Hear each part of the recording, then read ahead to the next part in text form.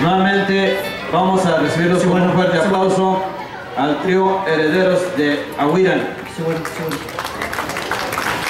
Curani que sería Tirepe Chanca. Gracias, fue Curani. Tengan San Wexan, Orete. Wandanambe, Arima Pampirka. Kimin Kundewa Tichkinde, Ndema Pirek. Muy buenas tardes a toda la población de Paracho, a las comunidades aledañas a esta cabecera municipal. Nosotros somos el trío Xurucua.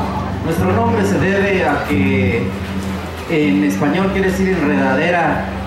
Nuestros antepasados nos dejaron un legado muy importante que es la pirecua. Ellos son como las raíces, el tallo, nuestros mayores que nos siguen instruyendo en esto de la pirecua. Nosotros somos la enredadera, los que tomaremos el camino. Tenemos una responsabilidad muy grande, claro que muy grande, pero aquí estamos. Espero que disfruten. Vamos a cantar una pirecua, un sonecito, se llama Déjame Nacer. Déjame Nacer para los que no hablan o no entienden nuestra lengua purépecha.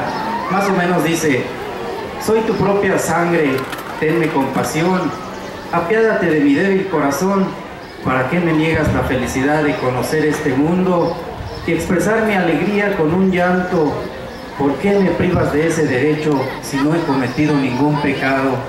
Si me regalas el privilegio de vivir, te prometo que jamás te haré sufrir. Cuando estés sola, yo te haré compañía. Cuando llores, secaré tus lágrimas. Por ti daré hasta mi vida, pero no me niegues la existencia. No faltará quien me dé el amor que tú me niegas. Si vengo a este mundo es porque así lo dispuso el Creador. Piensa que hay alguien que daría su vida porque tan solo le llamaran mamá.